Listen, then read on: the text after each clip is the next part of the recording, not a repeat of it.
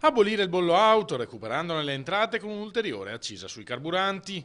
La proposta di legge alla Camera arriva dai deputati veneti di Fare, la formazione del sindaco di Verona Flavio Tosi. Partiamo da due presupposti: semplificare la vita alle famiglie, perché qualcuno non ce la fa a fine mese di pagare il bollo, e dall'altra parte tirar via l'evasione, perché chi corre in auto automaticamente ha bisogno del carburante. Mettendo il carburante automaticamente paga il bollo. Non solo si semplifica la vita alle famiglie, spiega il primo firmatario della proposta, ma si supera l'impasse di un sistema di riscossioni del tutto inefficace, con percentuali di evasione altissime, che costringono lo Stato a spendere molto per correre dietro a chi non paga, con risultati spesso inesistenti.